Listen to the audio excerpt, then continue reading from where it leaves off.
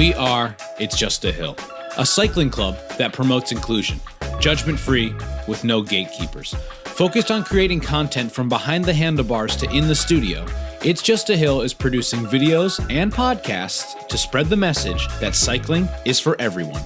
We are focused on reminding everyone that riding your bike can help you overcome any obstacle, because after all, it's just a hill. Hello and welcome back to another episode of the It's Just a Hill Cycling Podcast. I am John Stenning, and today I am joined by the same two gentlemen that were here last episode, BSP and Cal Goodhouse. Hi guys, thanks for being here. Hello. What's up? Smaller table. What are your first thoughts about the smaller table? I feel closer. We're closer. It's more intimate. Yeah. It's good. It's good.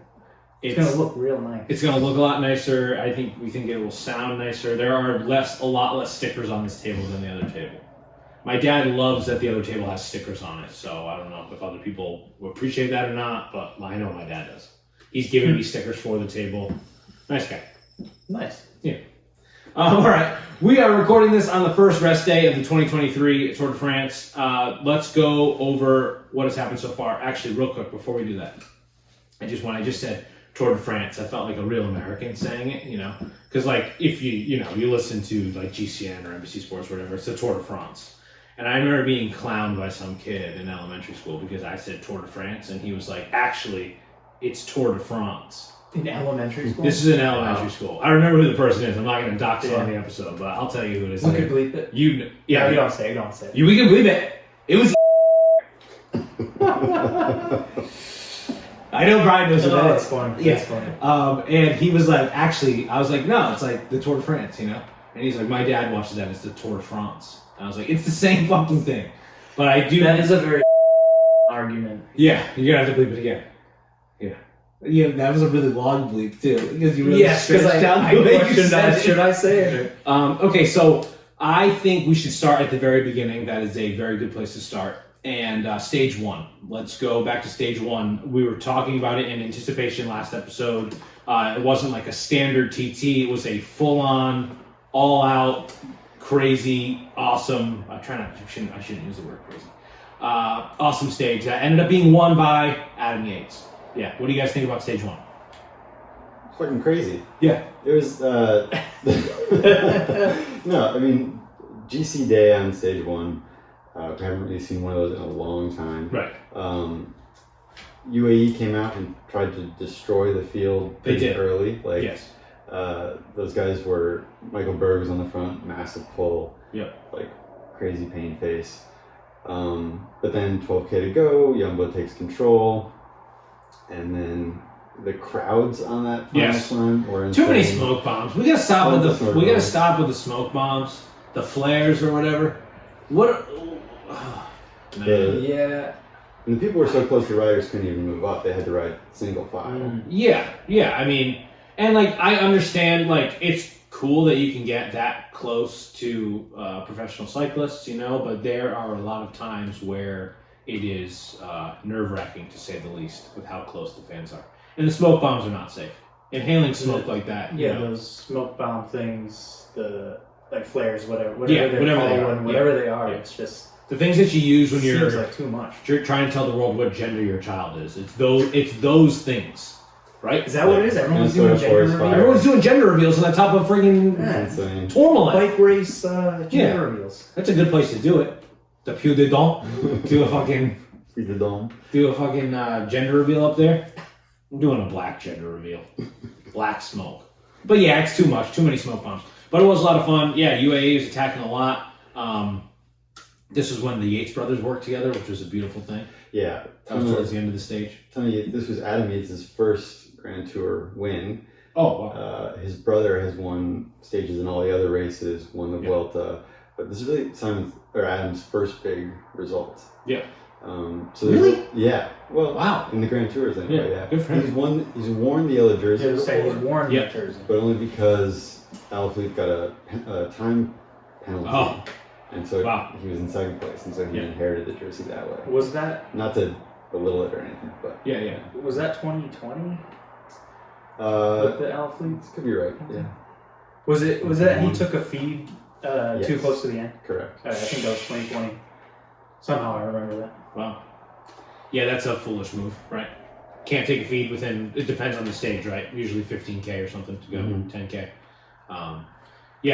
This was also the day that Jonas and Pog and Victor Lefay were in a group together. It was the day I learned who Victor Lefay was stage one for Cofidis. But yeah, very exciting first stage. Like, those three were over the top first, Jonas, Pog, and Lefay, and then it was followed by like a super group of like Hinley and Skilmosa and both of the Yates brothers. David Gaudu was there. Should I say David Gaudu if I'm going to say Tour de France? Wout was there, and of course GC Sepp Kuss was also in that group. But yeah, it was a great first stage, and I don't know, it left me very excited for the rest of the tour. Yeah. Good vibes. It was very exciting. I just did my sort of like necessary, because I was busy that day, so I didn't get to watch it all in real time. But just did my flip through. You did your hack. The points. You want to tell the people about your hack? Sure. It doesn't feel like much of a hack. But okay, dude. Fine. But I appreciate that you know. Even marginal gains are gains, dude. I appreciate that you root me on in this idea that I have. It's a good hack. I think it's a good hack. I just look at the route for the day. Yep. See what kilometer the climbs or sprint points are at, and I just jump. You jump to that because it's where action is likely to happen. I jump to a few K before those spots and see what happens. Yeah. And then try to follow the sprint points and the climb points. It's good. Smart. It works out for you. The only thing about that is then you miss like the fun little interviews with riders and the pre-race interviews, and then all the little bits that you might hear and learn. So it's got its ups and downs. You can see more than what a 5-minute recap video is going to show you. Sure. Mm-hmm. But you also miss certain things that you would get otherwise. Yeah.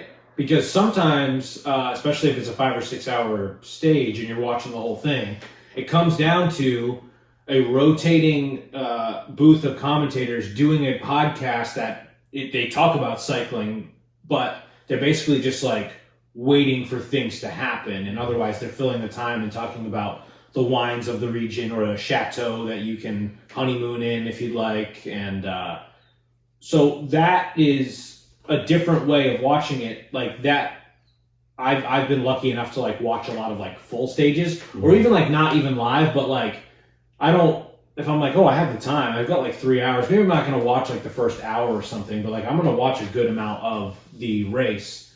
Cal, how have you been consuming the tour? The first stage, I watched the start of it, like the first hour or so. And I think we went for a ride and then got home and pretty much picked it up from, I think I watched the last 80K. Yeah. Just chilled on the couch, watched it. But generally, like what I'll do is I'll wake up in the morning, race starts about 7:30, I'll put it on live while I'm like having breakfast and stuff, getting ready for work.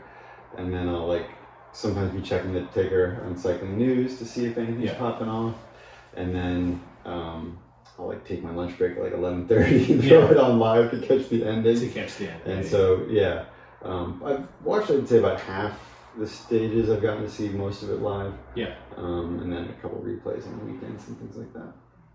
Yeah. No, I mean, it's great because there's all these different ways to watch it. Like Brian said, there's 5-minute recaps, there's 20-minute recaps. We're not necessarily like plugging the recaps, but you don't have to sit and watch 5 hours of racing every day to still get a good gist of it because there is so much coverage. Yeah, and the race can turn on a dime. Like, for sure. You never know when something all of a sudden is going to happen. Oh, yeah, without a doubt. Stage 2. Do you have anything else to say about stage 1? I feel like we probably can't spend as much time as this on every stage. No, but I do think there was a couple more things that we should say about stage 1 that were big deals. One of them being, it was around like 20 to 22K left. There was a crash with a few riders. This was when Carapaz and Enrique Mas went down. Yes. Both. They're not even in the tour anymore. Both out of the tour. I forgot about those the first two. day. Richie Carapaz with a broken kneecap. Yeah, and brutal. He finished that day. He rode the last 21K with a broken kneecap. Yeah. Yeah, he was grimacing while pedaling the bike, and that just seemed nasty. Yeah, absolutely nasty. Can't imagine what that felt like. Yeah, I think actually, speaking of crashes, I had sort of thought that stage 1 was going to be filled with crashes. Like I had said that in our preview podcast. Yeah. But I was wrong. Actually, the Basque roads are quite wide. Yep. And in part because the racing was so hard, those guys were just on the rivet the whole time. Right. Strung out in the line, so Right. fewer crashes than expected. Yeah. Yeah.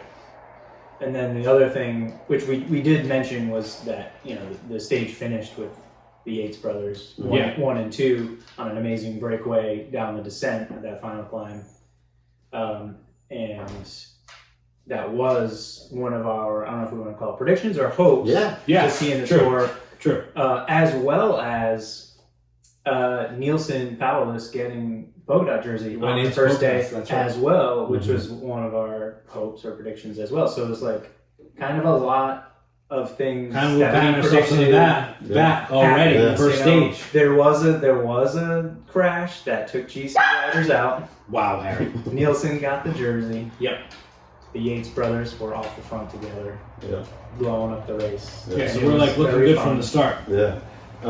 One fun thing I wanted to point out about the Yates brothers, they finished practically next to each other on every stage up until Simon Yates' crash on stage 7. Oh, really? Yeah. Stage 1, they were 1 and 2. Stage 2, they were 18, 19. Stage 3, 63, 66. So it was a sprint stage. So they basically crossed the line together. Huh. Stage 4, 45, 46. Now let me tell you something. So my mother-in-law is a twin. Oh yeah. Right. So my mother-in-law and then my aunt-in-law, I guess, they're twins. Jocelyn thinks, my lovely wife Jocelyn, this is her mom and her aunt, she thinks that this is like nefarious because twins have like a sixth sense, if you will, like a second sight or something, right? That they can. So like they're on different teams. Man, they like work so well together. They look exactly the same on the bike. They ride really well together. Are they? They're brothers. They must be like they know how each other are gonna ride. They're not like working for each other, but like that's suspicious. Definitely. I wasn't sure where you were going. It's suspicious. Suspicious. Yeah, twins are suspicious. Two people that look exactly the same, shared like DNA. Yeah, they have, That's weird as hell. Sorry, twins. I don't care. They have this mental connection that is tough to figure out. Yeah. Yeah. Telekinesis. They can. There is a society out there of twin conspiracy theorists that think they can all speak to each other, and maybe it's true. Because I don't know. I'm not a twin. I'm not. Are you? No. So what will we know? Yates brothers, fishy. Fishy. Yeah, I think it's fishy. Anything else about stage 1? No. Seems to be so. Okay. Stage 2. This was another UAE trying to control a lot of what I have written down here, but they were looking really sloppy this day. A lot of like breaking up of their on the turns and stuff. Victor Lefay ends up winning stage 2, the first Cofidis win in 15 years, right? The first time they've won a stage of the tour since 2008. And they're finally getting to crack that bottle of champagne that they've been carrying on their tour bus, for a good amount of time now. So good for Cofidis. Yeah, it was a thrilling ending. He attacked with 1K to go. Yep. And Wout couldn't chase him down, unfortunately. Nope. There's a lot of drama. There was a lot of drama. Jonas should have pulled for Wout, according to Belgian cycling Twitter. Yeah. Yeah, and that attack he did at the very end there was just wild. Like, yeah, it was. Came out of the back of with that like front a K to go. Just came way from the back. I think it was like the back left. Just flew by everybody. Took everyone by surprise. So and just stayed out in front. Kudos to him. Yeah. Wout was very upset. He threw his water bottle afterwards. Pog was making fun of him. Yeah. Pog's been kind of a troll, kind of like a weird, I don't know what it is, because obviously he's great and I like him. Obviously he's great, not obviously I like him, but it's hard for me to root against him. But every time the tour comes around, he just he gets this attitude. He smiles at the camera way too much. Everyone saw the baguette video today with him riding around with this friggin' baguette. It's fun, but at the same time, it's But on the same coin, Jonas, love him to death, so boring. I feel yeah, especially your note about how the UAE rode as a team on Yeah. this stage. Yeah. I didn't like it. They were a bad team. Yeah, I wanted to root for Pog going into this, but then seeing the way those guys rode kind of turned me off. Same. Yeah. There's a lot about what they're doing and what Pog is doing that's making me like question rooting for him. I don't think he's a villain. Sometimes you get like cycling villains, but I don't think he's one of them. But I don't know. It's like he doesn't make it easy for me to like him with all of his like little quips. He's got all these quips and he's like smiling and winking at people and stuff. And I don't know. It's obviously he's very confident. He's very strong. He's a great rider, but I don't know. Yeah. It kind of rubs me the wrong way sometimes. Yeah, it's funny you use the word villain because I just kind of get that vibe from him in UAE. Yeah. At times. The team, not the country. About it. Right, just to... Yes, the team, the cycling team. Yeah, okay, good. No opinions on the... This is a cycling podcast. Yeah, right. But I don't feel that way about Joao Almeida. Okay. I don't know. I like his because of Spanish flair. I don't know. Yeah. He also doesn't win really. Yeah, he doesn't win anywhere as much. But he has no need to be so confident. But he's still a GC rider and finished what? You finished third in the Giro. I forget. Yeah, He's on the podium. yeah. He's on the podium. But I don't know. Something about Pog is it's a bit of a villain vibe. Yeah, it's interesting. I know some people don't really like Jumbo because they're a super team. I don't know if people necessarily call them villains, but it's just the fact that they're so dominant, like the Team Sky of the past, or even in more recent past when they turned over to Ineos, were so dominant. And I don't see them as like villains. I don't know. I like villains. Like, I think they're important. I think they make things interesting. I kind of want Pog to be more of a villain, and I don't know if I'm just creating that more in my head or not, but I don't know. He's young, he's confident, but he just, like, sometimes I'm just like, you son of a gun. But, like I said, Jonas, like, I don't know, he could use a little bit more character. It's cute that he, like, gets off the bike and calls his wife all the time, and he's, like, hanging out with his kid. Like, he's adorable, and, like, I like him. I like rooting for him. But he's not that exciting when he does an interview. I mean, he's no Primos who, like, won't say anything. But, like, he's just, I don't know. And that's part of it. They are entertainers. This is something that you hear pro cyclists talk about, that, like, it's not just... For us, it's, like, our performance when we ride. That's what we're focused on. Like, we like to have fun, too, but... For them, they're also, like, being paid to perform and to entertain. And so, like, where do you draw the line? Like, someone like Jonas is like, no, I'm going to, like, really focus on my performance. I don't need to entertain you. Whereas I think Pog is, like, hams it up. He's really hamming it up. Yeah. Yeah, which can be good for the sport. Definitely. Yeah. I think, and Jumbo having sort of Wout on there as well, it kind of gives you the extra guy to root for. And for sure, as a whole team. For sure. They've been together a lot longer. Right. UAE added a lot of new domestiques this season. They could be, you could call them a super team just as easily. Definitely. Yeah. Really, we have 3 super teams now. We've got Ineos, Jumbo, and UAE. Ineos still rides like they're a super team. They 100% do. Up at the front, trying to control the race. Right. Plenty. Right. Steve Cummings yelling like they're in charge the whole time. So what do we have for outstanding notes for stage 2? This was right. We said Victor Lefebvre wins. He attacks like a madman at the end. Any other big things happen?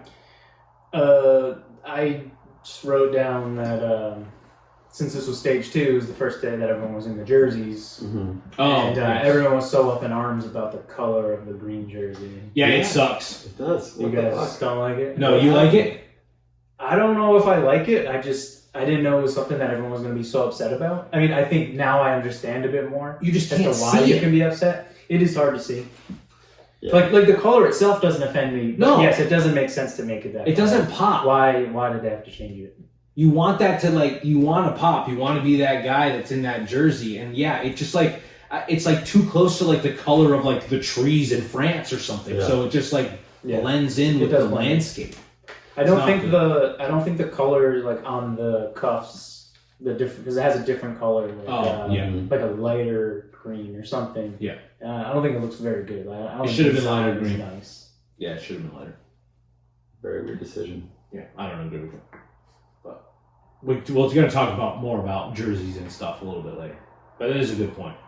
Because they changed it 5 or 6 years ago and people were up in arms a little bit. But even what Wout wore so much last year, which is closer to like the color of this bike back here, or like a piece of kryptonite I have over there. It stands out, right? Like it really does stand out, as does the yellow and the polka dots, and as should special jerseys, which I want to talk about more later. But like all those jerseys, I think are fun, like national jerseys, world jerseys. Like they should stand out in a way, even if you're Remco and you want to wear all white on a rainy stage. That's standing out in a different way. But yeah. All right, what do we think? Stage 3? Yeah, is this the 4th of July stage? Yes, that sounds right. 4th of July stage. This is, Wout is interviewed at the beginning and he says it's all drama and it's all like bullshit, everything about like him being upset that Jonas didn't pull for him.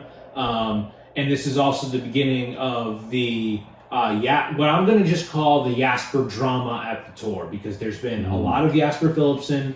He wins this stage. He is involved in some great lead-outs, as much as I hate to say it, by Matthew Van Der Poel, and cutting the road a lot and following wheels. And there was a lot of debate after this stage, as to whether or not he went, beyond what he should have done and been relegated. Him and Wout get really close to the barriers, but the barriers also were not super straight. And this was when Jasper thought he won, and he sat in the chair for like 20 minutes. And there was a look on his face. Guess who's there? Everyone's favorite character, Pog, pops in to just be like, "What's going on? What the fuck is going on? What is?" They're friends, apparently. Are they? Yeah. Not good for Pog, in my opinion. Oh boy. But yeah, so what were everyone's initial thoughts on how that sprint ended up happening? I mean, because at first time we watched it, Wout clearly has to brake and to avoid getting put into the barriers. But because the way they designed the finish, it's like on a slight curve. There's really nothing you can. No. Yeah. And the curb, actually, that part of the road like came out a little bit more because the curb was like for a tree was coming out a little bit more to the left. So I don't necessarily think it was Jasper's fault, but it was a poorly designed course, like really poorly designed. They shouldn't have done it like that. Yeah. I think I just like, when initially watching it and then watching the replays, I was just upset. Like, he cut him. He cut him off. It's that. What the hell? Right. And then watching the actual explanation later, where they were talking about the way the barriers were set up and the fact that it wasn't in line with the actual shape of the road and the curve and everything. And then I just didn't even follow after that. Okay, whatever. They're not going to relegate him. No. Moving on. It sucks. I wish we could have seen them go head to head instead of. Right, instead of it happening the way it did. Because Wout 100% had to pull up. Yeah. And that happens again later. I don't think it's in the next stage. Oh, stage 3, though. Stage 3, yeah. I have been to the start town from that day. Oh, wow. Basque Country. Yes, cool. in the Basque Country. Amorbieta Echano. Played a music festival there. Sounds cool. Spent a weekend there. It was very cool. Would you go back? Yeah. When the tour goes back to the Basque Country in 2052 or whatever. Maybe. They're so long. Yeah, why not? Yeah. All right. I think the Vuelta goes there like every year, though. Oh, there you go. Yeah. They love San Sebastian. There's San Sebastian happens there. That's a good one. Yeah. When does that fall in the year? Is that later in the year? Vuelta? No, San Sebastian. I think it's earlier. I think it already happened, right? Is it early? I think it already happened. Yeah. Oh, no. Really showing our chops here. You got any other notes on the stage 3? This Nielsen continued with. He's still in polka dots at this point? Yeah, still. He does not wear still them going for one for day, right? Correct. Yeah, I think. Was it really? Yeah, he was out of them for one day. day and then gobbled them back up. At a certain point, he switches from black shorts to all red shorts. Oh, yeah. Right. And starts putting polka dots on his helmet, too. Yeah. Okay. Anyway, I just had notes that he was continuing to go in the breaks to make sure he got the points. Yeah. I think maybe it's after stage 5 he loses it when... Stage 5 he loses it. Yeah. Anything else to say about stage 3 before we go to stage 4, which was also Jasper Philipsen stage? He goes back to back, stage 3 and stage 4. Mm-hmm. Kind of a boring stage. The first of like the quote-unquote boring stages. Long, relatively flat. And this is where, dare I say it, Cav starts to win me over a little bit. He's smiling a lot. He's being very charming at the beginning. Yeah. He's doing it. I wrote this down before he crashes out, which I think is terrible. We'll talk about that in just a bit.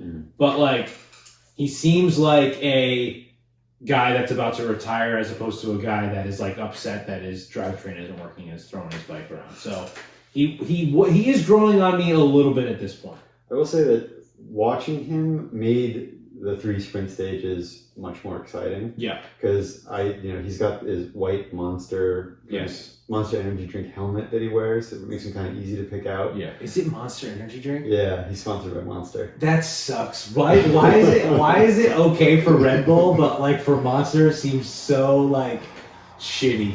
So watching these stages, I would kind of track where he was in the peloton. Yeah. To sort of see how he was doing in terms of his positioning and how Astana was doing. Yeah. And it did make it more entertaining to see. Like there were times when he was way far back. Yeah. And still managed to get up into position. He doesn't need much time to surf up and like get through, and he's really good at that. It's pretty crazy. Yeah.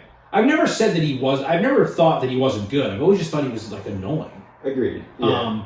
But I don't know. There was something humble in like the interviews that he was having, and like he's finishing the hillier stages and he's like high-fiving everyone as he comes across the line, and it just like seems like he's having a lot of fun. And I don't know, maybe it's just because he was sort of having that like retirement rollout. Other former teammates of his are talking about him, and then like they're people that you respect, and so they're like, well, he's great, he can really bring a team together, and you're like, okay, maybe this guy deserves the legendary status, which I 100% do think he deserves it, right? I mean, even though he crashed out, he still does hold that record with Eddie Merckx, and that's awesome.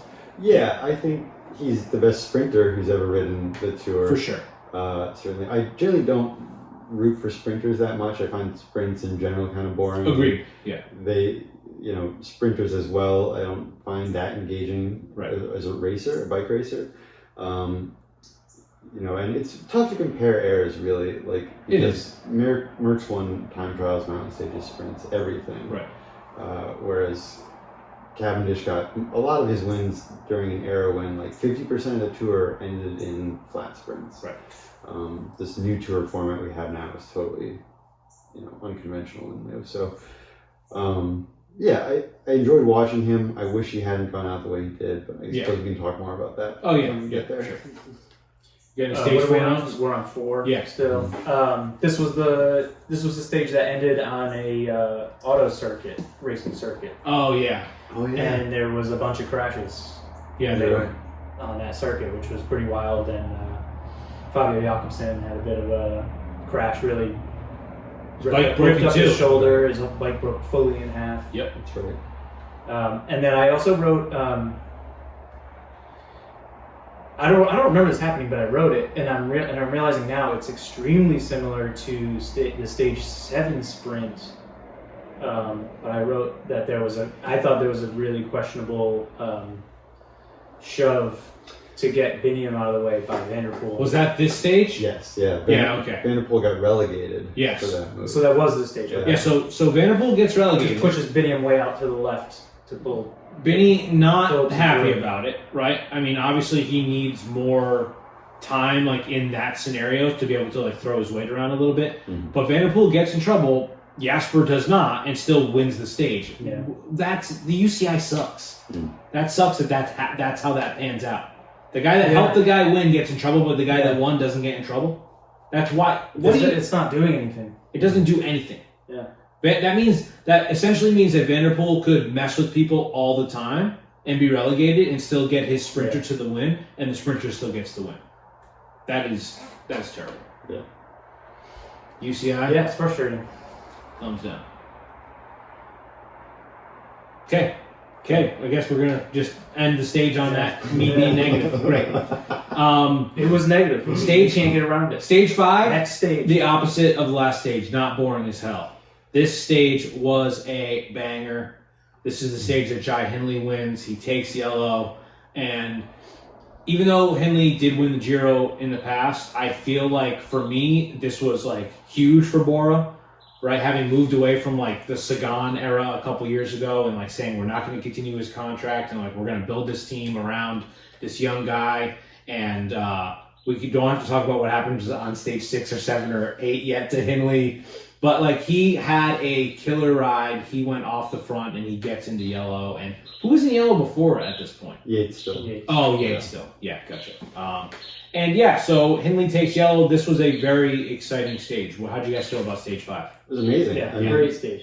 First off, Hindley basically snuck into that break. Yes, he did. It was a big break, like 35 rides. Yeah. 35 or 36. Yeah. But there's also, I mean, there's also a huge battle between UAE and Jumbo at this point. Right. Where they're both trying to control a little bit. And basically Jumbo ends up cracking Pogačar. Yes. Jonas chases solo after Hindley. Right. Gets in a group with Paulus, Ciccone, and one other French rider. Yeah. And they refuse to work with him. Right. So he basically does So little Jonas is pulling on the front. Yeah. Jonas does a huge solo effort. Yeah. Limits the time gap to Hindley by a minute, I think. Yeah. Yep. And gets maybe a 45, 40. Yeah. Pogačar. Yeah.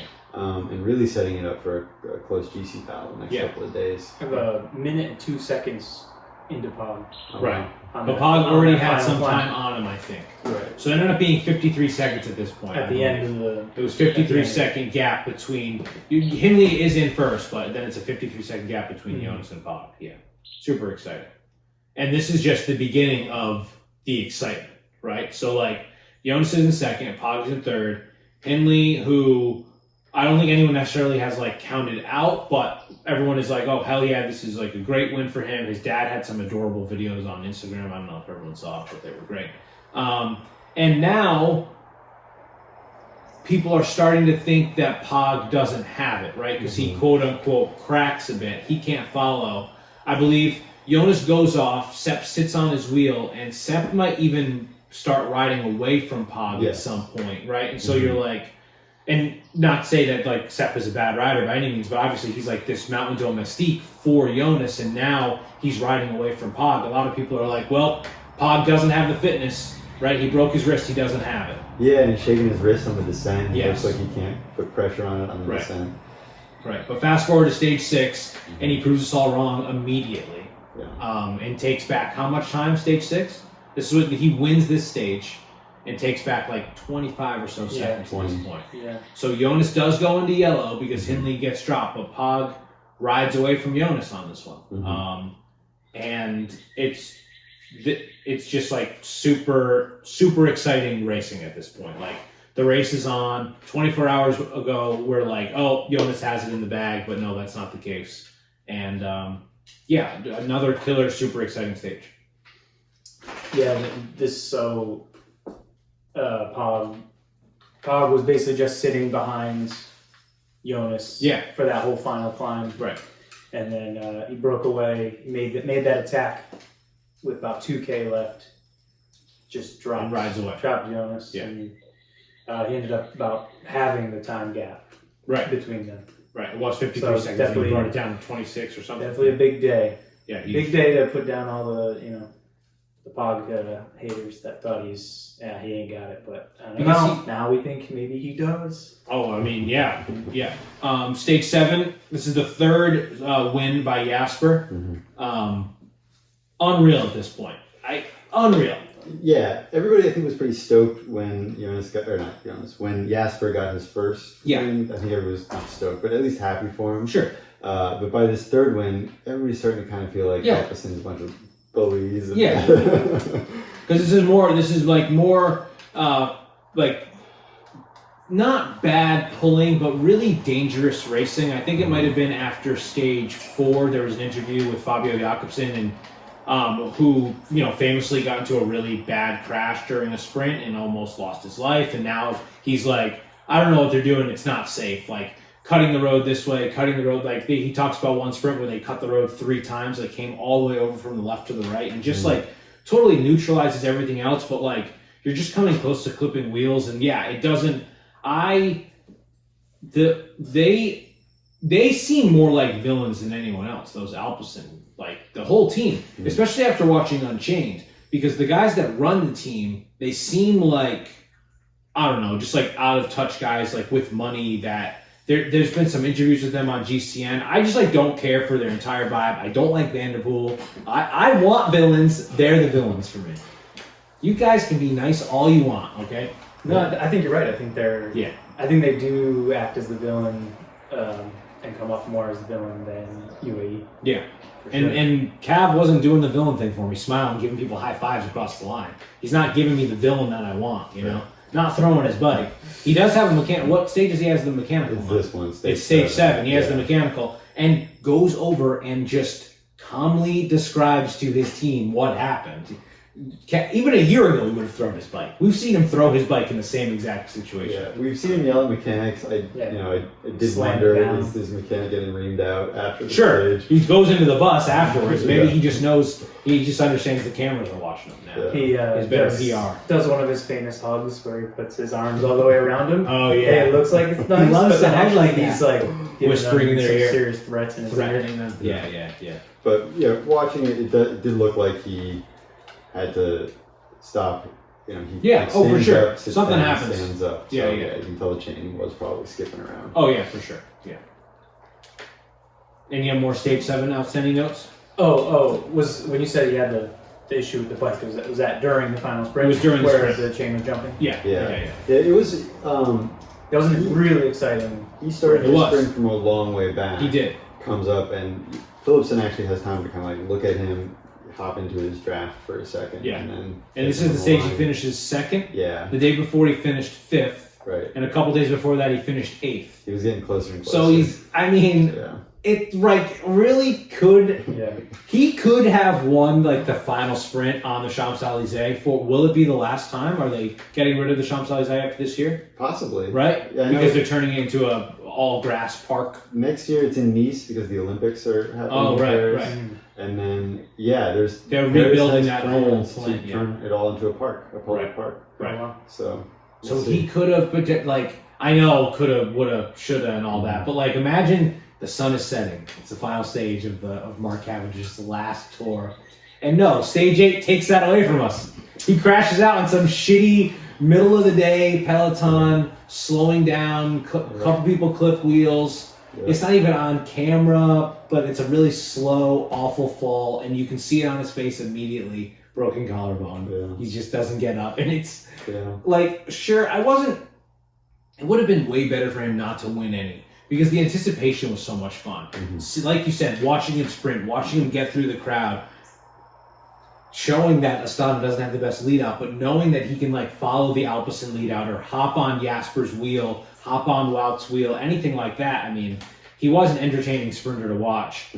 Alexander Vinokurov, who runs Astana, has said you can come back next year. We're offering you a contract. So he hasn't said yes or no. I think he will. I think he will. I don't think this will be the end of his year anyway. Maybe he'll do like the Tour of Britain, which would be cool. Coming so close. Apparently, it was announced at the start of this tour that Netflix was doing another season of Unchained. Yeah, And but on top of that, they were going to feature Cavendish. they were gonna do a 2-episode special that's supposed to come out early August on him. Yeah. Like just a spotlight on him. And then he was also supposed to be one of the new characters in season 2 of Unchained, along with like Richard Carapaz. Wow, No. really? Nice job, Netflix. Yeah. Oh no. Yep. Following Carapaz. Oh gosh. Just like back to wherever he has to heal his patella and then go back to training camp to ride the Vuelta. But what happens when you just crash out in stage 8? Do you still get that documentary? Or I doubt it. I mean, I bet it'll be part of the story. Or maybe they just rewrite the whole thing because that might be their plan. But like, the one thing I've learned about like working on documentaries or working with people that have done them is like you can only plan so much.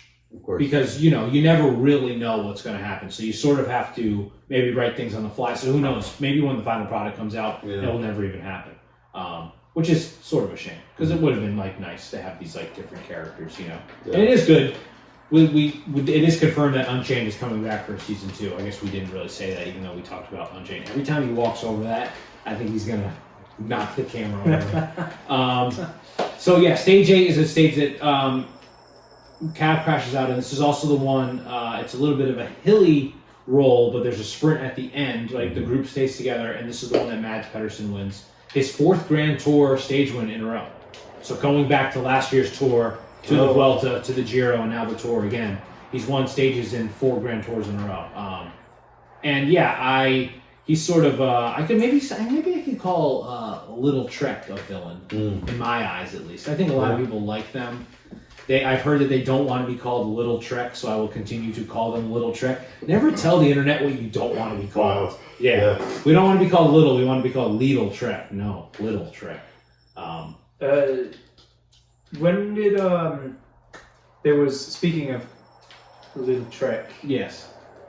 there was a stage when Quinn Simmons crashed. I think he went down to stage 7, I believe, and he ended up not starting, stage 9? He started 8.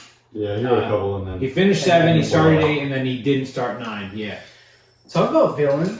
Yeah, big villain. Who is dressed up as a superhero. True, dressed in like his Captain store, America. with his I don't know what we want to call that finish, like mirror finish, chrome He's got like the finish, chrome, bike with his American flag jersey. Yep.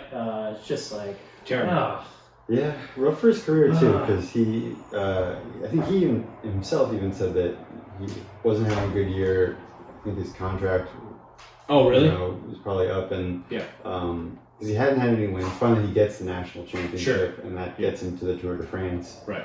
But now He raced in the Tour last year. Yeah, but got in breakaways, did all our work for his team. Yeah. But he really hasn't had a huge result. No. And I think Trek and a lot of people are kind of expecting that from him. Sure. They wanted to be the next Lance Armstrong. Yeah. Right? I mean, it's that same team-ish, right? But the same team in the bones of like what was the Trek team that Lance was on. And he's this American. He's cross-eyed. He's got long red hair, and he did blackface in high school. Fuck him. That's quite a summary. He sucks. Everyone's like, oh, it was when he was in high school. That was like he's like 23 years old. It was like 4 years ago. It's not like saying It was like it happened in the 2018. 80s. Yeah. Yeah. It's not like no. Fuck Quinn Simmons. It was probably like 2018. Yeah, something, exactly. Like it sucks. You don't that get a pass It on sucks that he crashed. Sorry. And that's how his tour ended, right? I mean, No, it definitely sucks. I feel bad for him. Sure. I'm not gonna. but there are legitimately 5 other riders that I'd rather see in the Stars and Stripes than him. Yes, absolutely, agree with that, 100%. I was just gonna say, continuing with the Trek stuff. I think I like Mads Pedersen a lot. Me too. I like He's his a redeeming reviews. rider. He seems very likable. Yeah, soft spot for Mads because he won the World Championship the year before the pandemic. And so he didn't really get to wear his Right, he didn't get World to wear that Championship rainbow jersey that much. Yeah. So I always kind of like to see him win. That's why he's got that sick rainbow bike. Yeah. That is an interesting thing about Trek. All their bikes are different colors. His bike is. His bike is sick. Yeah, it's Even though it's got that right? weird speed hole. Yeah, it's iridescent and changes colors all over. And so, then let's fast forward to stage 9, the last stage that has happened before today's rest day. Ends up being an absolute heartbreaker of a stage. A guy who I think I'd much rather see in the Stars and Stripes. Matteo Jorgensen is off the front for how long? Hours and hours? 45 kilometers? And he... solo 45 kilometers. Solo for 45 kilometers, but gets in the break with Paulus, Michael Woods, a little handful, and can't hold it out. Michael Woods puts on an absolute screamer performance the last 4K and flies by Jorgensen. Jorgensen doesn't even end up podiuming that stage. It was a heartbreaker, but it was a great stage, and it was an exciting stage, and I almost felt like this was what I was looking for in a day of the tour. Like, not too much GC battle, then just like letting the break go. There was one point where they were like 10, 15 minutes up the road. But it was nice to see someone like Michael Woods win, or someone like Jorgensen out in the front so much, and like Paulus is fighting, and Mohoric was putting on a hell of a performance, just like saving watts whenever he could. He is a mastermind out there. Like, he just like will tuck as low as he can. I mean, he invented the super tuck. He's the first guy to use a dropper post on like a road ride. I love watching him race, and he put on a hell of a performance. He was like dropping a group of 4 like constantly. They would get back to him, and he was just like playing with them. And I like Mohoric a lot. I do like Mohoric as well, but it did hurt to have him sneak in at the very end. Oh, right, 100%. Right in front of Jorgensen. Oh, Give 100%. Jorgensen fourth. Yes. So that's dumb, but I do. But you can't blame the guy. No, you can't blame him. It's bike racing. Yeah, right. I guess. Right, yeah. Do we have any outstanding notes? I do think it's been a super fun first week. Well, we should also mention stage 9. Yeah. Pogacar takes Attacks again. 7 or 9 seconds back on Right. on Jonas. Gets a little gap on him, like 30-meter gap, and it Yeah. just stays steady to the line. Right. It's so incredible how evenly they're matched. Yeah, absolutely. And this tour is even closer than last year's was at this point. Yep. So it's Right, be because Jonas was at this point back Mm-hmm. by about 30 seconds or so, I think. And yeah, we still have like a huge week to come and like way more climbs, and I mean, it's going to be super exciting. What did you think of this mountain, the Puy de Dôme? They should have had fans. That sucked that it didn't have Yeah. fans. That to me was the biggest issue, actually. What about yourself? It does seem weird when like you start the climb with like thousands of fans. It seems like lining the road, and then all of a sudden they're just up into nothing. Did you know that Matthew Van Der Poel's grandfather is buried here? Yeah, I did. They talked about it so much. There are special jerseys that they did beforehand. They gave Matthew a bike and he cried. And he's another one that I'm just like, he's so annoying. He annoys me so much. I don't know if he annoys me that much, but also like I haven't done my research as much on him to like. He threw that learn about over it. the ground. Yeah, I remember that. Research I remember over. all the stuff about his grandfather and everything, and he gets emotional. But Yeah. I think that makes me like him more. I don't mind like, that he gets emotional. I like that he gets emotional. Yeah. I like that. They put out jerseys to commemorate his grandfather, and Alpecin did. They're sick. They're like purple and yellow. They look really good. It's the first time they've been up it since 1988, 35 years. It's like you can't ride up it. It's like Mount Washington. It's one of those roads that you can't ride up. It's like there's like a scientific like lab at the top. UNESCO World Heritage Site. Oh, it's a World Heritage Site. It is a inactive volcano. Is that the right word? Dormant. Inactive, dormant. Yeah. And then they were also saying that They should race up active volcanoes. Non Etna, I think, is active. Oh, is it? Yeah, we can go with that. The Giro loves that. They Yeah, they love that they have that. they were saying something about like on the one day of the year that they open it up, aside from the tour. Yeah. Matteo Jorgensen was there for training this year, and Correct. he has the KOM going into yesterday. Yeah, 2 days before like some big French race. Yeah. Yeah. So, all right. I feel like, so ending this stage, as Cal was saying, Pog puts in that tack in the last, like, Right, what's the gap right now? a couple kilometers. The gap is now, obviously, Jonas is in the lead. He's in yellow. Pog is 17 seconds back. Yep. So number 3 is still Jai Hindley at 2 minutes and 40 seconds back. Harry's a big Jai Hindley fan, big Australian fan. Yeah. And then might as well just say the rest of the top 10 because it's really quick. Please. Carlos Rodriguez in 4th. Yep. Adam Yates in 5th. Sure, just get to Simon number 9. Yates in 6th. Uh-huh. Tom Pidcock 7. Nice. David Gaudu 8. Sepp Kuss 9. Hell yeah. Romain Bardet 10. Fuck Roman Bardet. I love that Sepp is in 9th place, just riding as a super domestique. It's amazing. Hopefully he finishes top 5. He keeps creeping his way up there. Palace is still in polka dots. He has a pretty good lead, but like I still feel like Pog or Jonas could take that from him because they're hunting GC. And Jasper is gonna win green. He's almost as dominant as Wout was last year. And Pog will walk away with white essentially, right? Because that's just the Definitely, he's got a Yeah. 5-minute lead and a 4-minute lead in the white jersey right now. Yeah. All right, so we're gonna take a little break. We're gonna come back. We're gonna talk about some predictions that we had for the first episode. We're gonna talk about kits a little bit. But yeah, we're gonna take a quick ad break and maybe take Harry outside or something, and we'll be right back after this break. Hi, let's talk about Greasy John's. I'm John, and this weekend we are getting greasy. July 16th, the inaugural grassroots gravel grinder, Greasy John's, inspired by the local and legendary Greasy Joe's ride.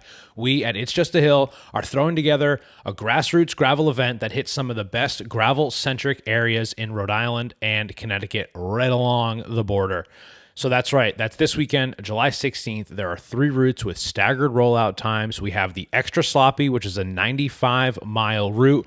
No, you do not have to ride 100 miles to have a long day in the saddle. Believe me, 100-mile rides are overrated, but I digress.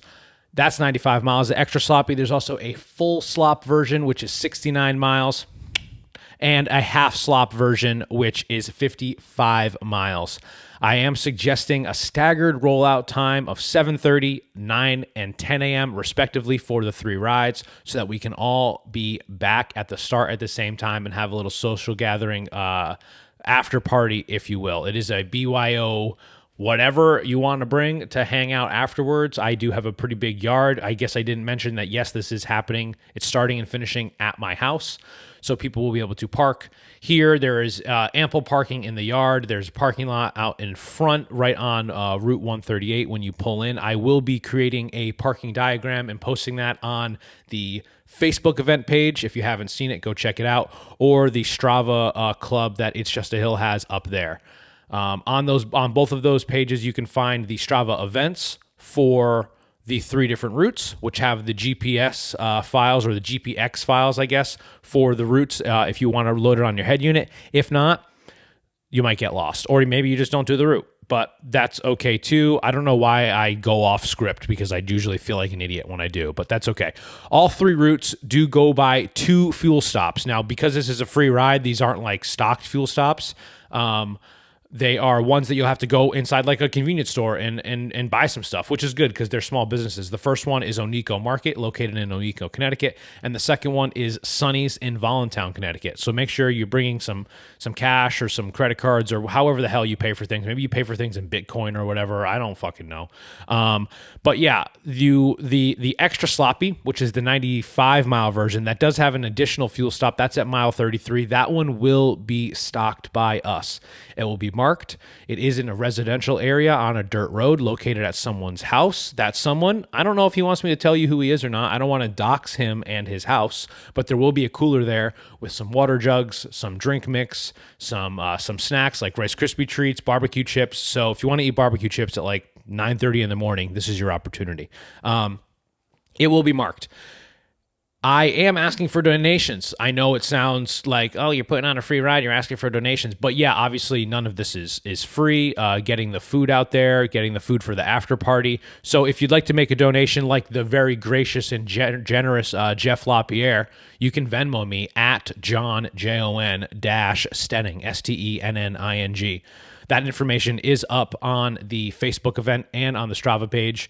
It helps because I, to be honest, this is not my full-time job, and I put a good amount of like time and money into this, and I do love it, but sometimes I'm like, man, I've spent so much money on t-shirts or whatever.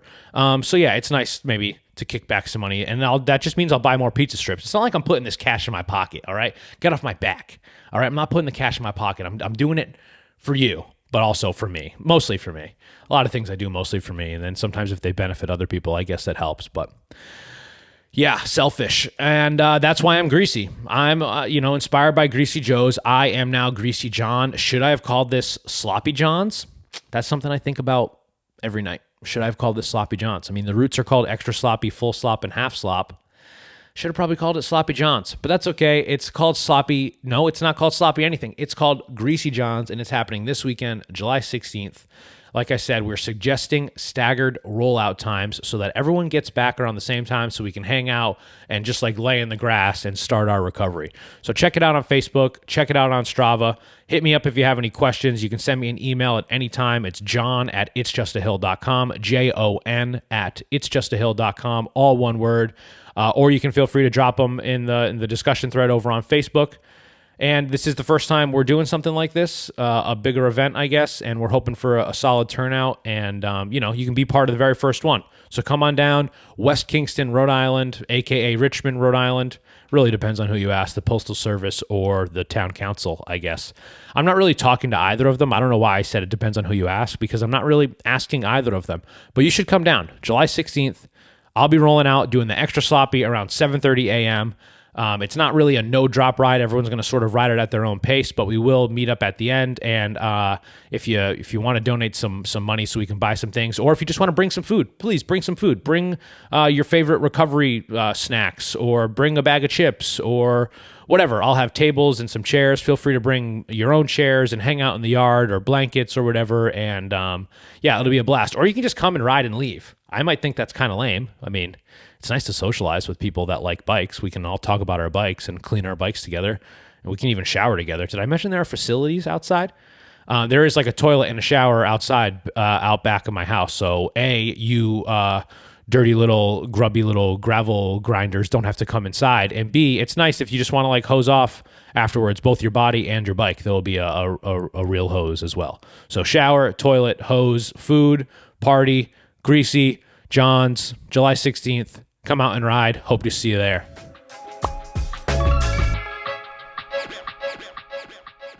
All right, we are back. We're talking the first week of the 2023 Tour de France. We're going to talk about some of the predictions that we made in the last episode. There's a couple that we sort of talked about a little bit. We did talk about a Yates brothers battle, which we got on the very first stage, which personally I think is a lot of exciting. It's very exciting, but I also think is suspect. So we should be checking their fucking WhatsApp chat that they have with each other, because they were like, we're gonna do this many.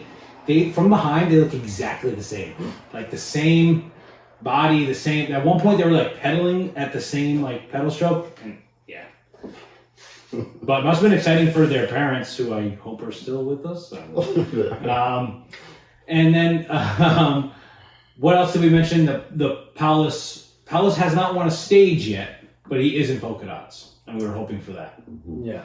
Yeah, I think I had predicted an American in the yellow jersey. You did. Not gonna happen. No, not gonna happen. Unless... But you could have said, actually, maybe Brian edited it, so you said Australian. Can we go back and change it? Maybe. This is actually, let's As just long as Cal says Australian. Australian. Yes, we can. We can change it. Let's Bernstein Bears. What is it? Bernstein Bears effect? Mandela effect. Yeah, Mandela effect. Not the Bernstein Bears. That's the other one. Yeah, well, it's That is Mandela effect. An example. That is an Mandela example. effect. Yeah. That's the one I think. But I like first that all though. the time. The Berenstain Bear effect. Yeah, it's the Bernstein Bears. Berenstain effect. Yeah. Fuck Nelson Mandela. I shouldn't have said that. So we'll live on forever in archive.org or whatever. So yeah, no American in the yellow jersey. Cal also predicted that a favorite will crash out on day one. That happened for two guys. Enric Mas and Richard Carapaz. That prediction came true. Now BSP, not only did you mention Nielsen Paulus winning a stage, which he's hunting KOM points. There's still a good possibility. Yeah, There's a couple of stages like that a big break, right? I mean, good for EF. This has been a great tour for them so far, I think. Mm-hmm. But you also mentioned Pidcock second on GC. Now, yeah, I don't know why I said that, but I love it. I like where he is now. At least, I mean, maybe he can. If he went What into is second, he, like sixth right now? What are we saying? 6 or I 7. think he's 7. Yeah. 7, but he's 5 minutes back. So I don't know. I think if things keep playing out, he could maybe stay where he is, or maybe even be 5th by the end. I don't know. I'd love to see Sepp and Pidcock top 5. That would be awesome. Yeah, it'd be insane. It'd be awesome. Yeah. Just like a young generation. Yeah. We made some absurd predictions too. Mine was that Van der Poel does not win a stage and he doesn't finish the tour again, so he hasn't won a stage yet. Yeah, and he drops early on a lot of stages. He does. A lot of stages that you would think would suit him, where Wout's up there. He seems really committed to the lead out. Yeah. Which is good, I guess, right? I mean, he's a good teammate. Yeah. It's interesting. I'm very conflicted with the Jasper thing, right? Coming out of Unchained, it was such like a bad look for him. Everyone's calling him Jasper the disaster. Then that first stage was the one that he ended up winning, but he thought he was going to be relegated for about 20 minutes. And that can't be easy on anyone. Like, whether or not you like root for the guy and root for his team, like that as an individual, like being called the disaster, like all over Twitter and like a whole Netflix documentary that's calling you that sucks, right? So like now they're calling him Jasper the Master, which I don't love that, but it is kind of a nice, like, I don't know, glow up for Jasper. I just like don't really love that team. Don't love Van der Poel. Still hope he doesn't finish the tour. He might not. Yeah. He has had some great lead outs, some of the best lead outs. And, lead outs that guys like Wout would be doing if Jumbo had like a big sprinter. So, I mean, good for them, I guess. Cal, you also had this great Cavendish thing.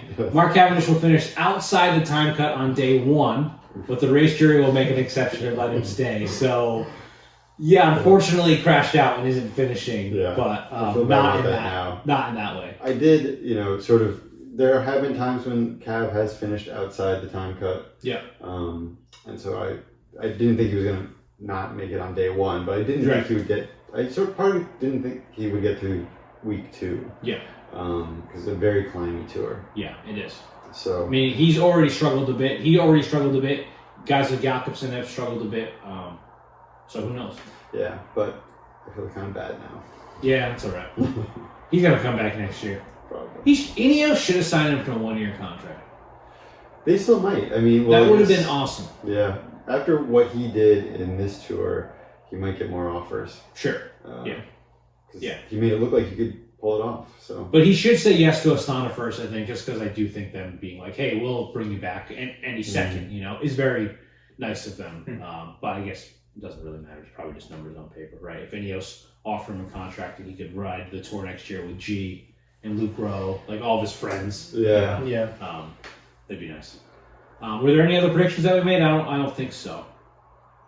Other than GC predictions. That Wout's wife will have the baby. And he'll Oh. have to leave. That's right. That's We right. don't know yet. We still don't know yet, but she's about Still might she's happen. about a week and a half from being due. Jesus. A week and a half away. And our GC predictions, we all said Pog, essentially, right? Mhm. I mean, as much as I want Jonas to win, how are we all feeling about that? I still think is it a 2-horse race? Yeah. Feels Seems like it. Yeah. It's so close. I have no idea. I want Jonas- Hindley to put a minute into both of them. Make it a 3-horse race. I was sad when Hindley dropped so much time. Yeah. I really thought it was going to be exciting if he sort of surprised everybody. In his Giro win, he had a killer third week, so he can come into form. Yeah, I don't know. It would be great to see, but I think at this point it's just Pog versus Jonas. Would be great to have Hindley come back though. Yeah. Because that day that he took the jersey was so exciting. Oh, super exciting. Oh, great! Now it's Yeah. gonna be a 3-horse race, Right. and then the next day it's just boom, minutes behind. Yeah, unfortunate. But yeah, still feeling good. GC predictions, we're staying strong. I can't remember who I predicted for GC. I don't know if I really answered. I don't know if you answered I either. think you guys both said Pog. Yeah. Yeah. I don't know. I feel like I honestly don't care.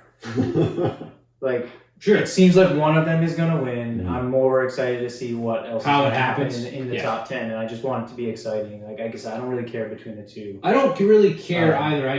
I felt like Jonas was the right call. I mean, I'm sorry. I felt like Pog was the right call. I kind of want Jonas to win more. I just like him and his team more, but I don't know. I guess that was me thinking with my head was Pog. But I mean, hey, if Jai Hindley won, I'd be fucking stoked. I do want it to remain exciting, and I do think it will remain exciting. Yeah. Yeah. I mean, when Jumbo cracked Pog, they put almost a minute into him. Yeah. And then Pog has just really been able to kind of claw back Right. a little bit of time Which here we and know he's there. good at. He'll get time bonuses. Yeah. He'll do all that. So, and there's some really long climbs coming up Yeah. in the next couple of weeks, and Jonas tends to go a little better on those. Correct. We think, people say, I don't know. Right. Um, Also, the hot cold thing. One of them is better in the heat. One of them is better in the cold. It's been hot. It might get cold. So who knows? Yeah. Right? A lot of speculation when it comes to that. So, Jonas is better in the cold. I believe it's the other way around. Yeah. Is it really? Jonas is better in the heat, Interesting. which interestingly, this first week was really hot and he didn't do well. I mean, he's in yellow. What the hell am I talking about? Well, it's But, just, just like plainly him being from a cold country. Right. Right. And Pog seemingly it's supposed to get colder this week, and so who knows? It might be roles reversed. I mean, I do think there's still a race at hand, and which to me is very exciting. I didn't like that after stage 2 or 3 or whatever. We're like, yep, it's Jonas's. He's got it in the bag. There was a moment when I thought that, the tour was going to be dead. Right. Like, it was going to be boring. Right. Putting this many GC stages at the start of the tour was a real gamble for the organizers, and it really paid off. Yeah, I think it's worked out well so far. I mean, I'm excited for the rest of it, and hopefully we not that we're putting wraps on this episode, but hopefully like next week when we do this again, it's like the same excitement. Like holy shit, If it's still we're this going to the close, last week and it's this close. Yeah. We gotta- I hope so. All right, so we sort of alluded to it earlier, but I would like to talk about some of the kits and some of the looks in the tour this year. There are a lot of new jerseys. There are like 3 teams with like white kits and maybe we just go through. How do we want to do this? Do we want to talk about individuals? Do we want to talk about teams first? Because I would like to talk about both. Why don't we do like best worst, Okay. and then All right. So, Cal, who do you stands out as like the best kit in the tour? my favorite new kit is probably Jumbo-Visma. Yeah. Which I hated their tour kit last year. This year, mostly black with a yellow shoulder. Yeah. It's got like this constellation of stars in Yes. black. I think it looks great. And it's like the star pattern of the day that they were born. I did It's not know that. individual Is it to really? each Wow. rider. Wow. Yes. There's a little patch that shows like their Yeah, the constellation or astrology. Yeah. an astrology thing. Yeah. Which I do think is nice. Brian, do you have a favorite pick?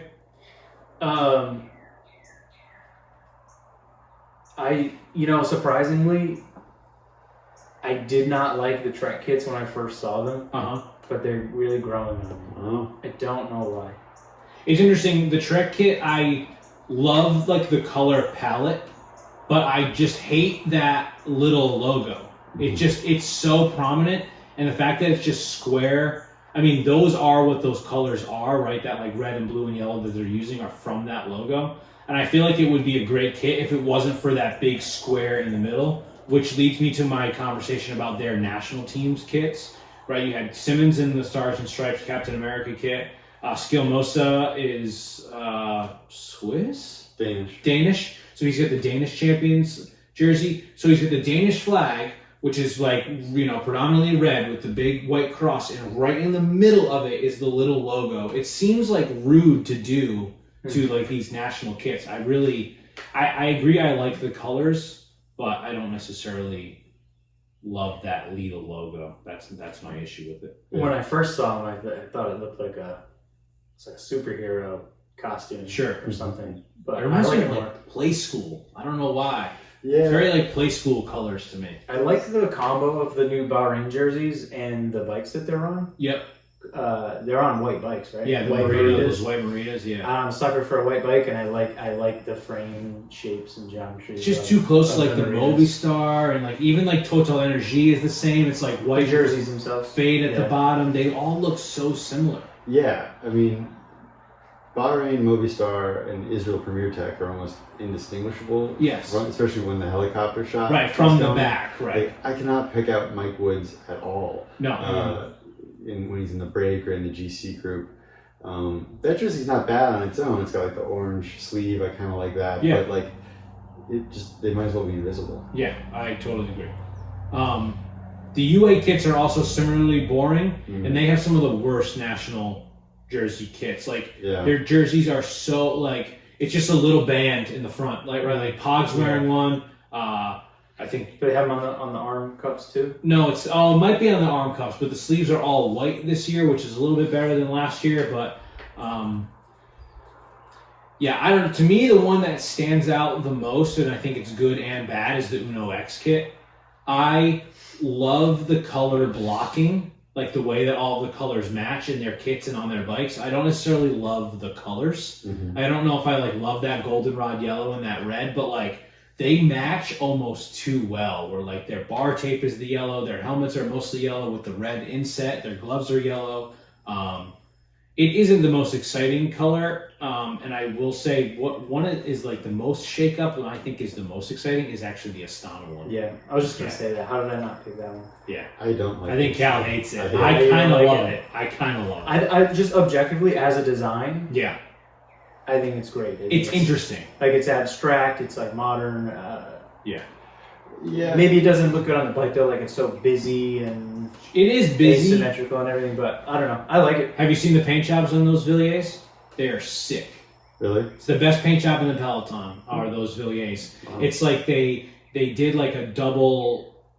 It's like a water pattern to it. So it's like I've seen this done before on like shoes and other bike frames, but like they spray it and while it's still wet, they put something like a fabric or something on it. So then when it pulls away, there's like this like ripple effect to it. It's really neat, and I think it matches the jerseys Yeah, quite it must well. match the jerseys. Yeah. Yeah, not a huge fan. Also, they just kind of stopped the jerseys and just kept plain black shorts. They didn't have like any highlights to go on it or anything like that. Right. There's no like skin suit or Yeah. even option like that. Yeah. Interesting, EF didn't change anything. It's Yeah. just their standard 2023 kit. They normally do something like Cal's wearing this Rafa Palace collab. He had the Crocs on last week. They always do something fun, and even Vaughters talked about this. He's like, yeah, everyone else was doing something different, so we decided to do something that's just the same. So I do like their pink, and I do think it looks great. But what I do think looks even better is what Paulus has been wearing for 8 of the 9 stages is his polka dot outfit. Let's talk about polka dots. So you mentioned it earlier. He wears the polka dot jersey. At first he was wearing just black shorts, and at one point he transitioned to red shorts. And he also had the polka dot helmet, which the polka dot helmet looks exactly like Toad from Mario. Because it's the Pock helmet that already looks like a mushroom, and he's got the polka dots on it like Toad. He looks just like Toad. I didn't even think about it. Yeah. And I think it's great. I love the red shorts. You like the red shorts? Love the red I shorts. thought you hated the red shorts. I love them. I don't know why you'd say that. You don't like. I hate you didn't like AG2R's the brown shorts, but they're growing on me. You didn't like the polka dot. I don't like skin full suit. polka dot skin suit. I don't like that. But you I like the red shorts. I do remember when we were, you know what? Yeah, when we were riding like that same day. Yeah. You were like, Nelson's in red shorts today. Yeah, I love the red shorts. Yeah, I love them. What do you guys think about them? No good? I don't think I'm a fan of the red shorts. I think solid color is fine. If you were to go like polka dot shorts, like white shorts, Like with polka Cipollini dots, used to do. Yeah, too much. I hate that. But yeah. I'm opposite again. I think like that whole polka dot skin suit is. You I think don't it's know. good? It's okay, yeah. Wow. But I also love the friggin' AG2R brown shorts. So Yeah, the brown shorts I'm opposite actually. with you guys a lot. I don't know. The brown shorts have grown on me. I do think it works really well with them. Those are also boring kits, but I do think it works well. Some kits are just so boring. The Alpecin one, the Jayco one, the DSM one. They're just like aren't doing anything interesting. Yeah, DSM's pretty lame with the weird like blue balls in the Yeah, front. what the hell? Weird balls. Yeah. Yeah. I mean, so Intermarché Circus Wanty, which is a wild one, right? They have those really bright yellow sleeves. Yeah. Those are like designed by some guy on Instagram, Yeah. Cycle Design, who was like, I think kits suck. I'm gonna make kits. I'm gonna mock up kits for all these teams. And Intermarché like contacted him, and he actually designed their kits. And so I think that rules because they are different, to say the least. And they do have a cool pattern where the white is. There is like a subtle overlay, which I do think is nice. Those yellow sleeves are wild, and they match they have yellow bar tape too. It's so bright. Yeah. Oh, we didn't really talk about the Bora, new Bora jerseys. Solid. And that across like I don't know, is it the whole jersey or if it's just that black like left shoulder quadrant that has like all of the team riders' names. Yeah. That have ever been on Bora? Is it all of them? Oh wow. It's like a lot of names. I forgot what they said. I watched the video. Yeah, I do think it's nice. I like the subtle red, and they have like red in the rest of their kit too. I do think that's nice. Have you ever gone on the Bora website and like looked at all their like kitchen designs? Yeah, it's wild. It's amazing. It's wild what these teams do. Like Alpecin hair booster. They have there's an Alpecin hair cutting trailer that you can get your hair cut from Alpecin. Any team. They have like, you put on like a smock or whatever. I don't know. I'm bald. I just shave my own head. What is that thing called that you put at the barber? A smock? They have them for all the teams. I'm the same as you. I've buzzed my own head since Cal goes to a barber. 2007. So it's been a while. Yeah. Hey, what are you gonna do? Smock. Yeah, smock. They have them for all the teams. So like, it's not like just for Alpecin. They lean into their hair thing so much. But wait. So you're saying that like, all right, let's say EF, someone wants to get their hair cut during the tour. Yes. They're going to be able to get a smock placed over them that is an EF smock. Correct. But I will say I did see pictures on rest day today of EF all getting their hair cut. Really? By an EF, that's some bougie shit. They're like, rest day, we're going to fly the barber in. Yeah, and I thought people Rigo's don't take just, that like, team smiling. seriously. No, I know. They got their own barbers. Or Geraint Thomas's Wife. tradition. Yeah, his wife cuts his haircut before every Grand Tour. Before every Grand Tour, yeah. And he said right now it's getting long because he didn't cut it for the tour. He cut it right before the Giro. Okay, one more thing I want to talk about when it comes to kits is the yellow jersey and the yellow jersey rollout of like wearing yellow, right? So the reason I bring this up is because Hindley was in yellow, and granted he was only in yellow for one day, but he went all out. He went skin suit, helmet, gloves, socks, bar tape. Wow. I like him. I don't think that's how you should do it. I don't think that's how it should be done. I think it should be a slow rollout. Wear the jersey the first day. If you want to go jersey and gloves, cool. If it's like a fast day and you're like you can't get in your head that you don't want to be wearing a skin suit, fine, all yellow skin suit, right? But then hopefully you get to like have yellow a little bit and you can add some yellow nods, yellow glasses, yellow helmet. I just think it's a little bit classier. And now Jai Hindley is still wearing the yellow glasses and he's being clowned on Twitter over it. Yeah. But I do think, I mean, he wore yellow. He should be able to wear the yellow glasses, I think. Yeah. Well, at what point should Nielsen Paulus get on a polka dot bike? Hopefully not till the last day. Last day. Yeah. Hopefully they're making one of those sick Lab 71 Cannondales or whatever, all polka dot for him. But for the last day. Same thing with the yellow bike or a green bike. Like, Wout did it a little bit differently. He had like the green fork when he was wearing green, but I don't think he rode the green bike into the last stage last year. What do you guys think? Am I being too precious with how the rollout happens? No, I think, looking at Nielsen and the mountains classification, I think if once you have a cushy enough lead, you can start to add more stuff. But with only 20 points, you gotta can't play up too much. Make more reserve. Way too early for Nielsen on that one. And then I do also definitely agree with you about Hindley being all out yellow on his first day in the jersey was.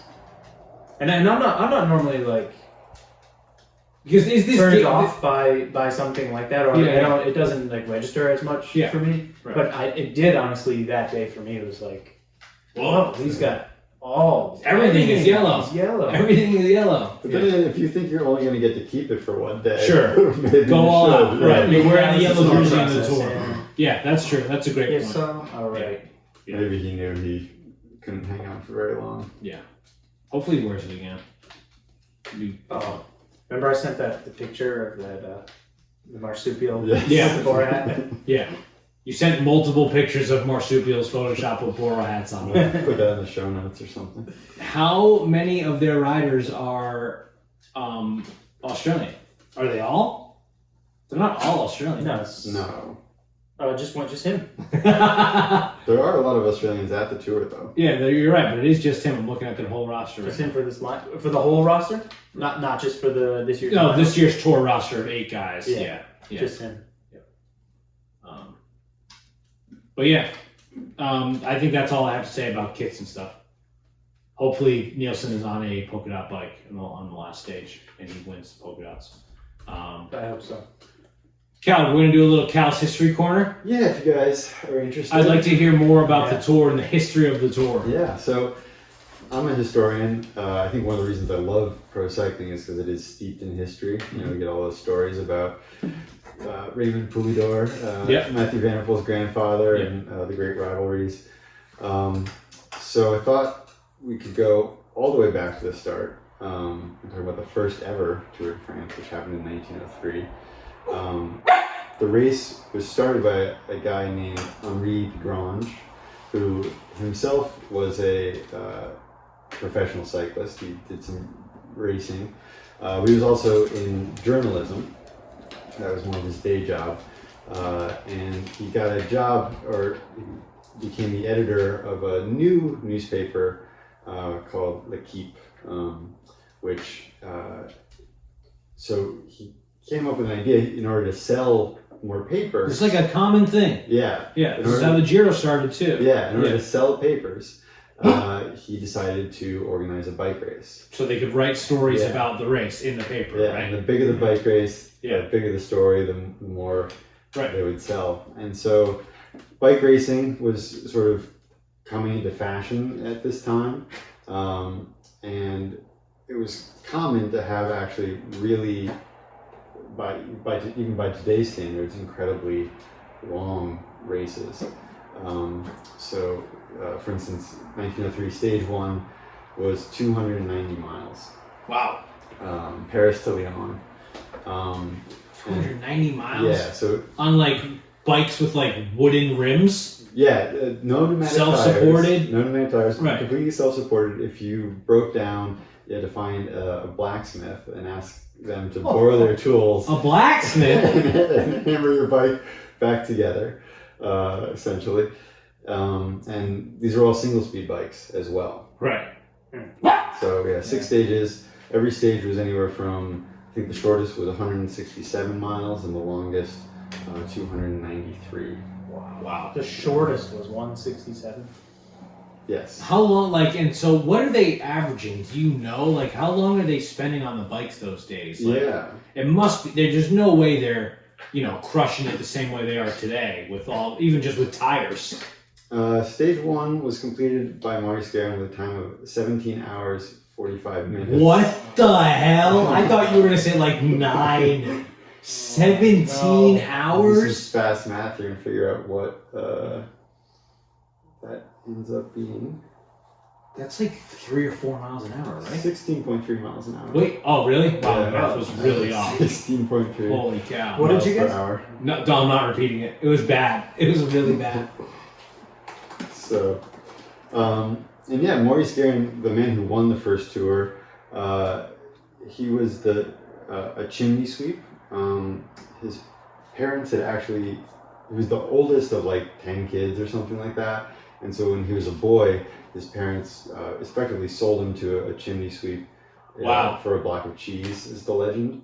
And so he apprenticed as a chimney sweep and then became a chimney sweep before he got into amateur bike racing. And then won the first Tour de France. So, What was like, do you know what like the prize was then? Or like, was it just bragging rights or? no. You get a free newspaper subscription for a year. Thanks, I don't even live around here. Was he was a Frenchman? He was born in Italy, but I think became French. Yeah. When he was sold to the chimney company. Yes. You are now, here's your French passport, Mr. Chimney Sweep. Interesting. Prize was 20,000 francs. Oh, I don't know if solid. that was in 1903, but That's, sounds good. yeah. So, Maurice actually rode the tour the following year, 1904, and was disqualified for illegal use of trains. Trains? Yeah, caused an uproar. They had to reform the rules. But, since then, the tour has taken on several different forms. Yeah.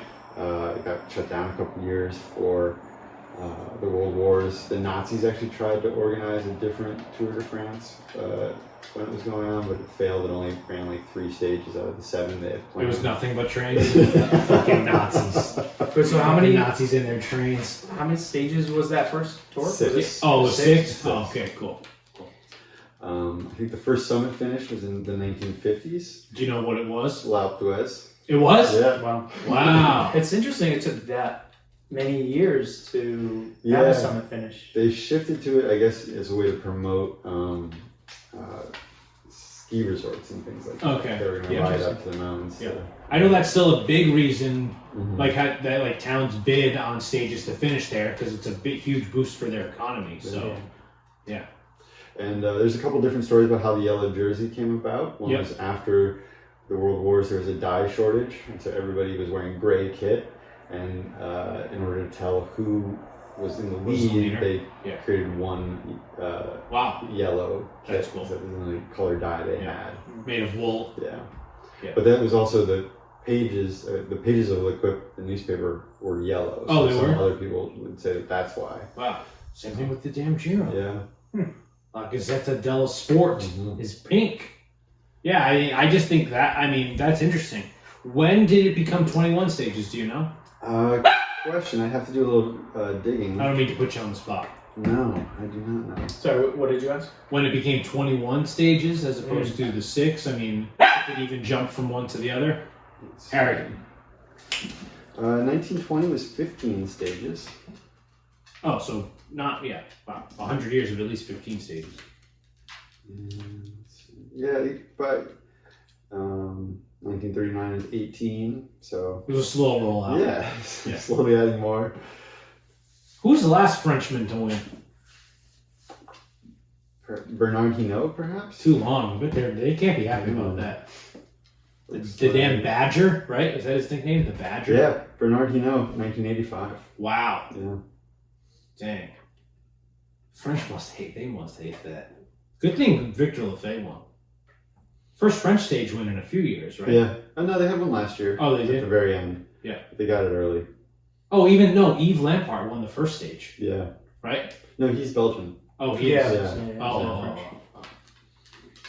Oh. But I mean, yeah, in the same vein as that, with the Victor Lafay win, that was the first win for Cofidis. Yeah, 15 years. 15. Yeah. Mm-hmm. Incredible. So either way, it's a win for the French. Got any other history fun facts? Well, there's lots of different stories, but for now, I think. I like it. I think maybe we can keep it. We can bring back some other fun facts for next episode. Yeah, Sure. I think a part 2 would be. Because I do think that some people, I think bike racing has a lot of people have a lot to learn about it, especially people that just ride like us, because it's not like super predominant in American sports, right?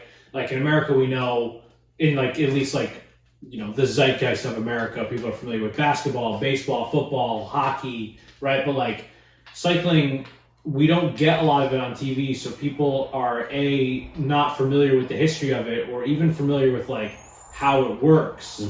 And so I do think like maybe even on next episode we can break down a little bit more like how teams work together, right? Because you talk about big lead out guys like Vanderpool doing stuff and like Wout, and like will Jonas pull for Wout sometimes, and like how does that work? So yeah, I do think it's important to paint a bigger picture and not just talk about like the week that we're watching or the 2 weeks that we're about to watch, but just more about like the story of the tour and bike racing, so that people who listen to the sort of the traditional episodes of this podcast can get more familiar with like how bike racing works.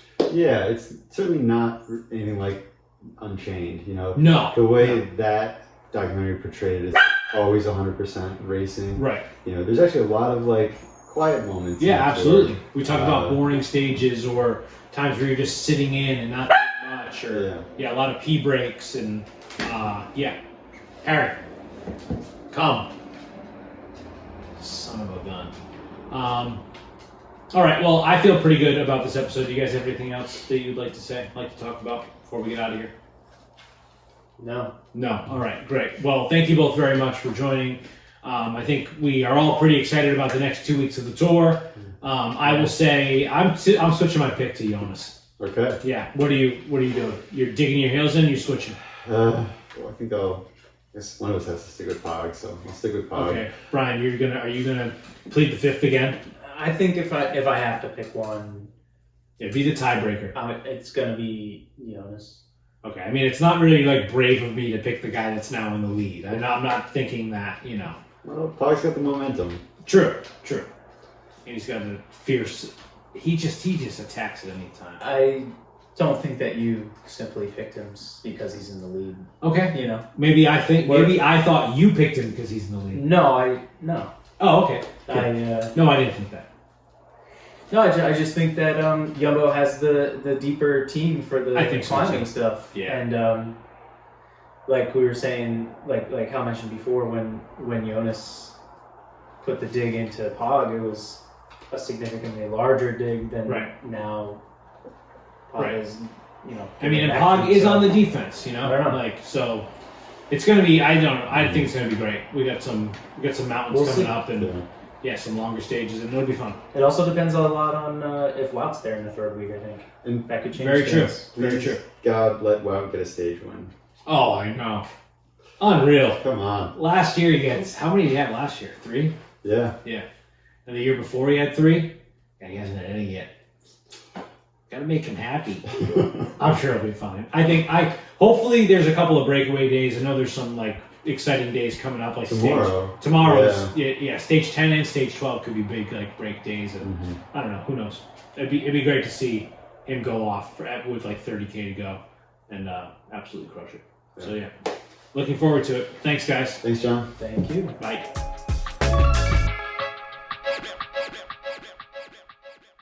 Well, that's all we have for today's episode. Thanks again to BSP and Cal for swinging by, and shout out once again to Brian St. Pierre for helping with the edits of this podcast. While we were recording the tour portion last night, we realized that I probably didn't hit record on this here Zoom recorder. I don't know if you can see it in the frame or not for the first part, and I mean, obviously that's frustrating. I feel like a fool for not doing it correctly. But Brian was like, "Oh, we'll just use the audio from the video." And like a true superhero. Thank you once again, BSP, for all the hard work that you do. I love you and I cherish you and I appreciate you. You can leave that part out of the podcast if you want, but if you want to leave it in too, that's fine. So that's just a little nugget for you. I love you, I cherish you, and I appreciate you. Excuse me. Wow, maybe I was tearing up a little bit, getting emotional about BSP.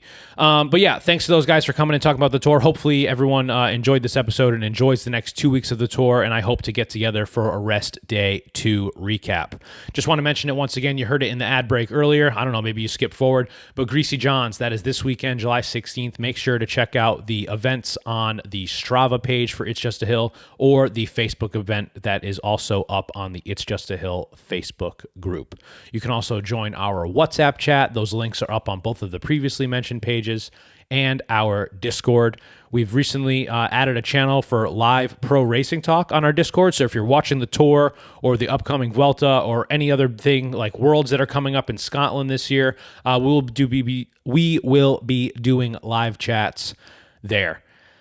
And maybe I should start this over, but I'm not gonna, because I gotta wrap this up and get ready to ride. So you can check everything out at www.itsjustahill.com. I did it again. I said all 3 W's, www.itsjustahill.com, or reach out to me, John at itsjustahill.com, with any questions or concerns, whether that's about Greasy John's or your tour predictions. Leave them in the comments below. Make sure you like and subscribe and all that good stuff if you're on YouTube, or if you're listening to this on Apple Podcasts or Spotify, wherever you get your podcasts. It's greatly appreciated. Thank you all for listening. Thank you to my friends BSP and Cal for sitting down with me. And see you on the next one. Go Jonas.